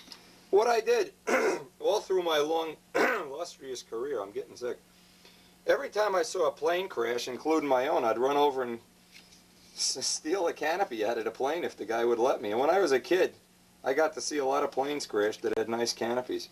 So I've got a whole collection of partially crashed airplanes here. Various cockpits that were in my F-16, some were in my MiG. Some I have all these little dots and little pilot messages and throttles, and I think this one's a dashboard. Yeah, maybe we'll try to use this dashboard. That dashboard looks pretty good. And HO train parts seem to be a good good source of little things. There's a little throttle from, I think, from the F-16. And parts from model cars, various things. But these are always available too. So out of all this collection of junk, and I have a whole drawer of junk. Also, another thing I have, I don't think I'm going to be able to show it on a video because I can't get it out. Oh yeah, I can. Is I always saved little dolls. So I have, now I'm not going to put a pilot in this plane. But I have a collection of dolls that were in Harold Price's plane. This guy, boy, lost his whole body. He's just a head. Here's the tip of a rudder. I saved a little light. I have a drawer, and it's a good idea. Here's some more jewelry and stuff. Oh boy, my wife knew that was there. Here's another pilot. You can still buy those little guys. These are pilots that have been in previous. Once you make a pilot, he's yours for life. In fact, I got two that match here. Oh boy, I got the Bobbsey twins here. Mo, Larry, and Curly. And I got, this was a cute thing I made out of a soda straw for the F-16 with the, looks like an oxygen mask. But you need a nice supply of little decals that come out of plastic model kits are a good source of stuff. Little screens. Actually, anything, these little jewels that are available in craft stores. Anything you can use to simulate a cockpit. Here's some more little jewelry. So you really have a free hand at developing it, since it doesn't have to look scale. But you want it to look like I assume you would want it to look like a little airplane. So anyway, we're going to start working on some of this stuff and give you an idea of how this shaped up. Let's see if we can get this. What we have so far is we just have a hole cut, and I have the sides painted with one coat of green, which is not enough. I can see right now I'm going to have to give it another coat. So I'll do this in a little step-by-step, try to show you how this is shaping up. Again, this is an optional thing, and because of the nostalgia any Nobler has, and there's a lot of people around that like nostalgia, I want this guy to have a canopy.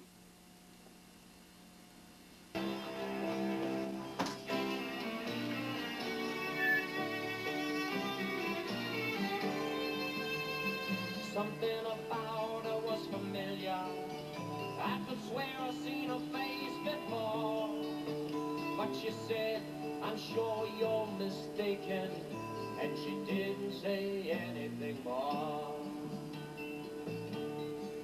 It took a while, but she looked in the mirror.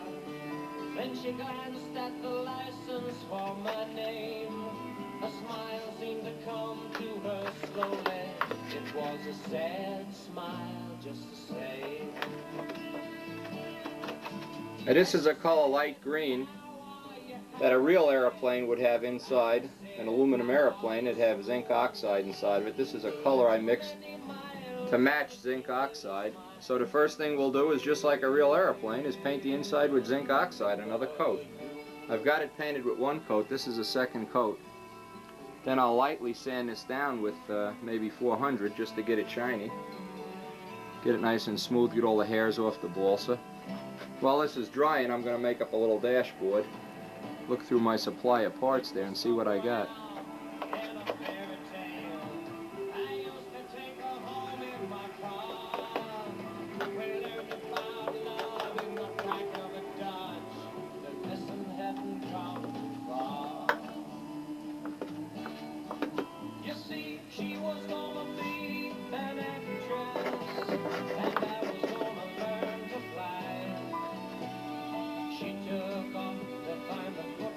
This airplane is not going to be a machine stunner. This is going to be a real little 55 Chevy of an airplane. And I sure as heck don't want to have a painted on canopy on this.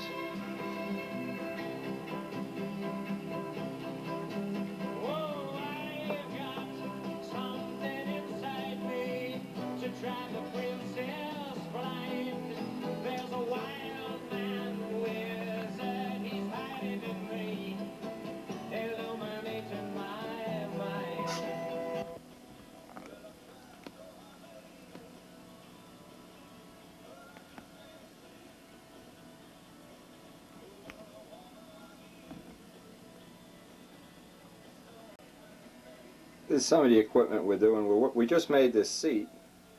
First thing we did is make a seat, glued some little sandpaper on it to make it look like a slip cover. Now we'll make a little headrest for this guy. And there we got the next step in making up the actual seat for the airplane. Now here's our little seat. Now a good trick is, and I'll show you right here, is you take a little bit of black dope and you mix a spoonful of talcum powder with it till it's like jello, and you paint the seat that way, and then it looks like vinyl. It doesn't have the balsa wood look. It'll also fill in the grain in one coat, and it'll come out with a dull finish.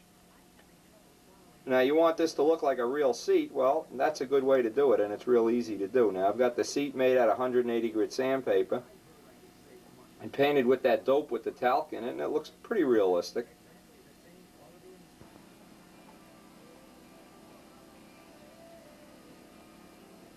Now we also have the little joystick here. The joystick is actually attached to the bottom of the seat. Can't fly an airplane without a joystick. So we'll put this aside now and start working on the dashboard. Here we have the simulated rivet heads put on the seat. We're pretty much ready to put the seat in the airplane now.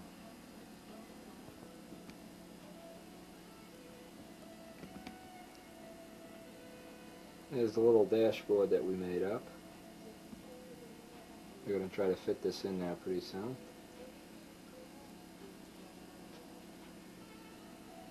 There's our little seat with the joystick attached. We have a couple of coats of zinc oxide inside the canopy. We're going to start assembling this now.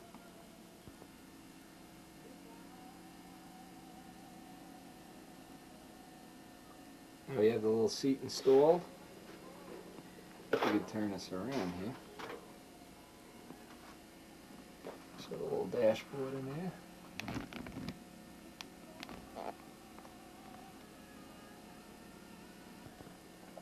This is what it looks like when the cockpit artist is at work here. It gets kind of messy. We're probably going to have a half hour just to clean up after making this cockpit, but it'll be worth it. I've got about 4 hours so far into this cockpit. I'm looking to spend no more than 8 and be done with it and get on with the construction.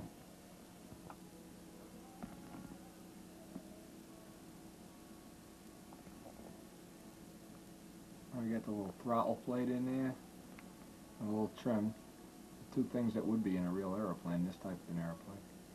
I'll try to do a little detailing on that upper dashboard. That'll probably be about it. We're ready to put the canopy on.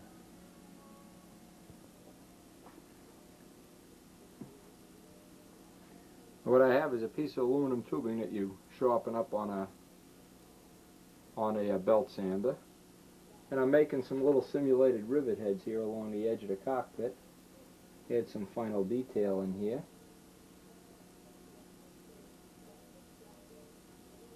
I'm also doing a little bit of what I call texturing. Texturing means that I'm taking some dull paint and some shiny paint, putting them side by side. Now this is real shiny paint.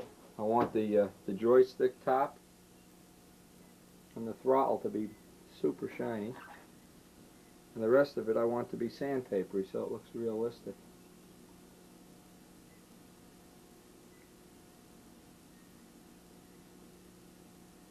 Just about finished here, where we can think about putting a cockpit on. A couple more rivet heads here and I think we'll be ready to go. Also, another technique is to take some real light colored paint, which what I've done is put some yellow in with the zinc oxide and make some rivet heads along the outer edge here.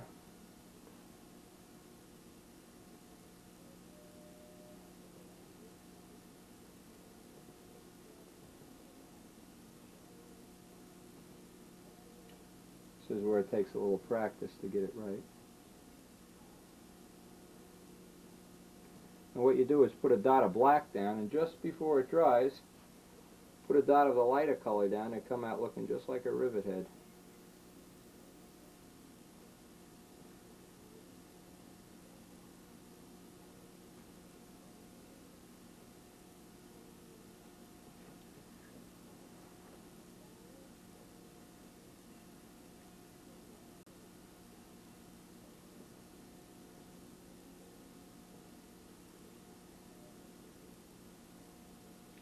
And this combined with the tubing insets make for a pretty realistic looking cockpit. I don't think this cockpit added much weight at all. It's all really sandpaper and okay, that looks pretty good. There's really no weight in this cockpit. Okay, that came out pretty nice. Alright, we're about ready to seal this guy up.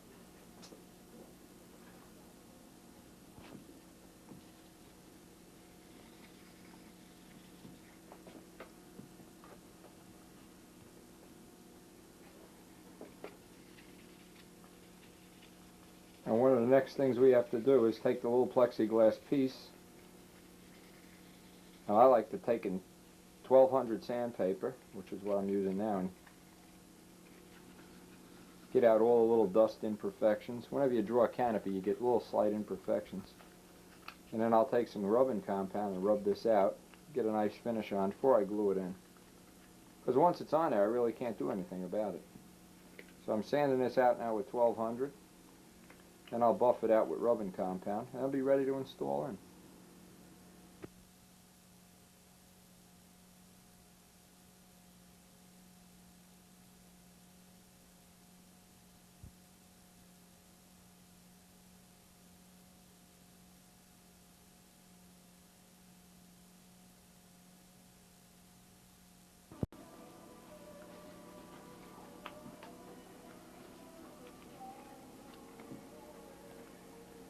Okay, we're using white rubbing compound, trying to get out all the little imperfections in the canopy.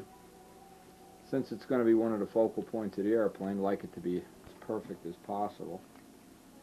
And there'll be a stage at which it gets fuzzy like this, but we'll take care of that right away. You can see it's starting to buff up now. We're going to have to buff this up a little more. And then it's ready to glue right on. I haven't decided what kind of glue I'm going to use on this yet.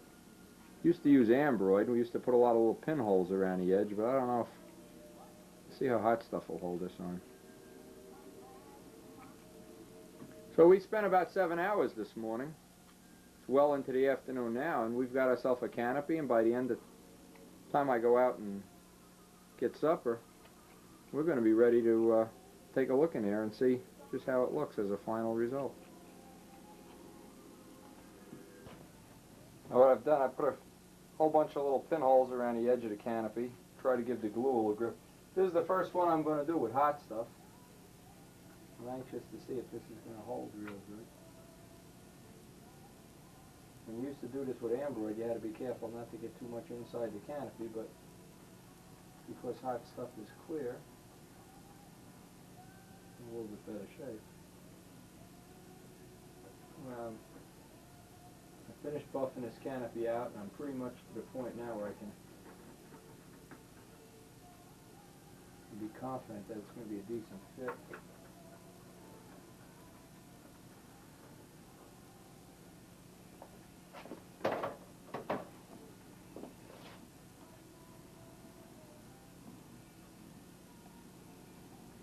I'm just trying to get a nice bead of glue around here before I stick this on.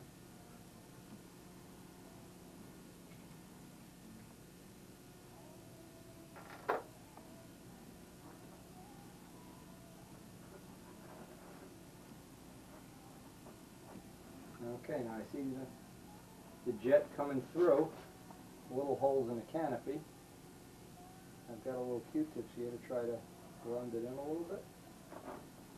Needless to say, we'll have a little epoxylite or a little zap or dap or something to get in there, make that perfect. I'm going to kick this off and see if this is going to go.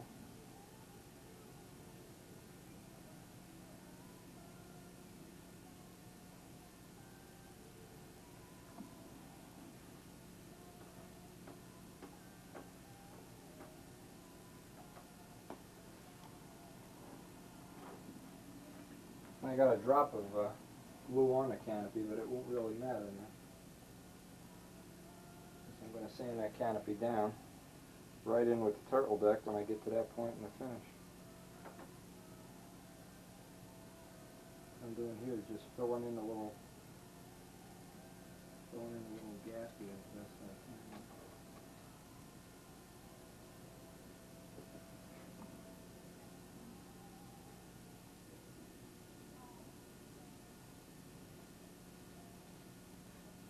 Don't have to get too carried away with this. Looks like we got a pretty good joint here to begin with.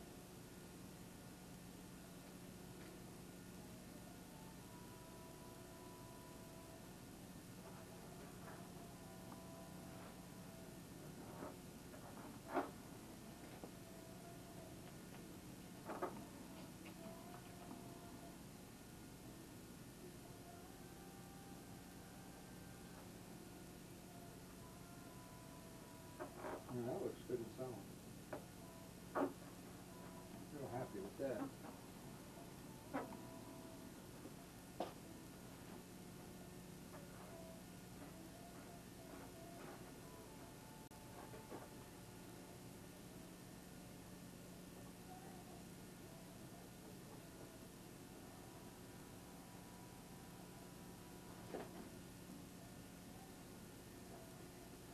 I'm trying to build a little fillet around this canopy. This hot stuff. As soon as I'm happy with the way this fits, what I'll do is mask off the clear plastic part to keep it from getting hit with sandpaper and try to block sand this in a little bit.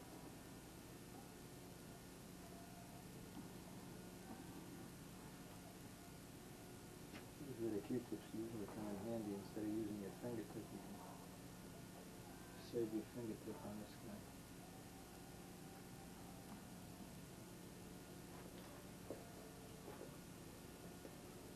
guy. Okay, that looks ready to mask off.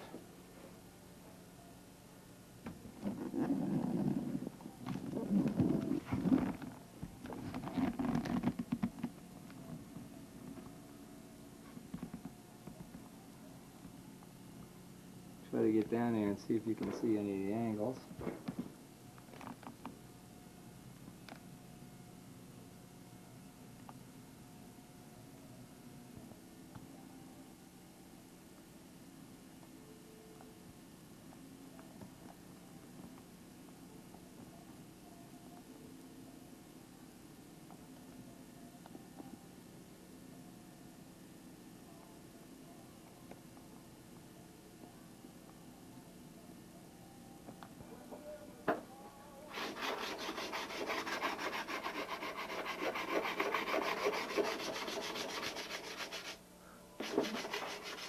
Now while that canopy is drying, I have it masked off, put a little bit of DAP around it. I can kind of feather in this nose a little bit. Usually takes several tries for me anyway to get the DAP right down the way I want it. I start off with a rough block and work my way down into the smoother papers until I get this contour pretty much the way I want it. I might have to go over this 2 or 3 more times before I get this contour just right. As soon as I get this finished and smoothed out a little bit, I'm going to start making up the rudder. That'll be the next step.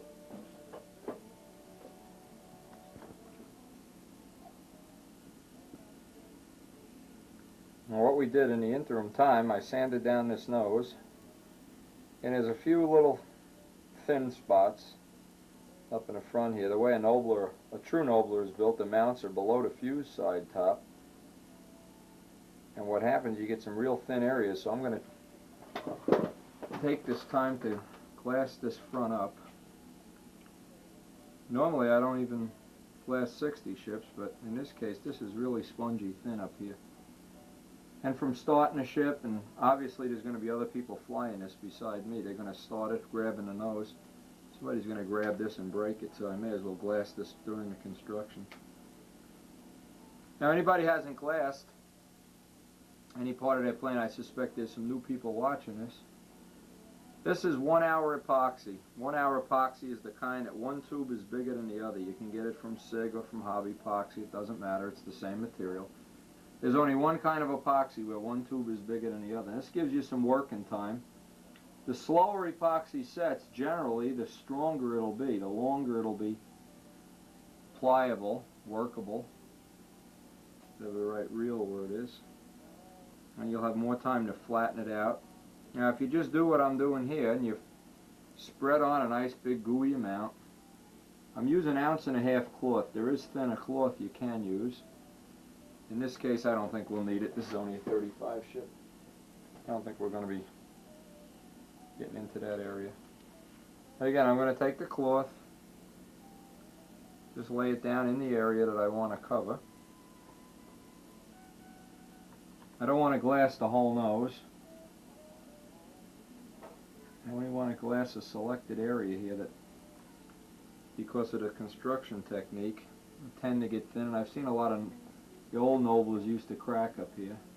What we'll do, we'll double silk span this for sure. This also gives you a little bit of a barrier between the motor mounts and the block, where it would tend to, the hardwood would tend not to conform to the balsa wood shape. And if you see how I'm doing this, now I'm leaving plenty of the epoxy go past the end of the cloth. That's half of the secret. So you don't end that cloth and then have a step. It kind of blends in. The other trick I'll do is I'll take my old brand new, which is never brand new, in the razor blade. It should be brand new to do this. Obviously it's not. Trim off some of this cloth. This is so dull it won't even trim. Well, we'll use a little, we'll stretch it down. When it's in this position here, it's just about like monocoat. You can bend it around corners and stuff. This side I don't want all this cloth hanging on here.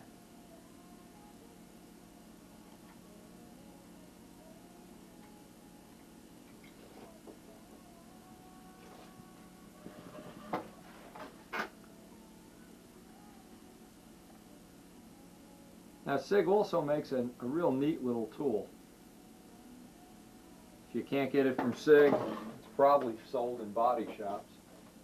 Looks like a little squeegee. This one is so old I better get myself a new one. This one has really seen some better days. And what I start to do is trowel on this epoxy. You got about 15 minutes to work. And go past the cloth. The trick is to go past the cloth. This way you avoid some of that step, especially with 1.5 ounce cloth. You avoid some of that. You can pick up a little extra on a... This will hopefully seal where these tank vents go into a little bit. Give them a fighting chance to be sealed. Some around there. But again, you don't want to end at the cloth. You want to go past the cloth. And whenever you do this kind of glassing, trick is always let it dry overnight. Do not try to sand this the same day. You'll be in for a big disappointment. And you use 100 sheets of paper and it won't come out right. It'll just ball up and gum up. And you can get a lot of this off with this little tool.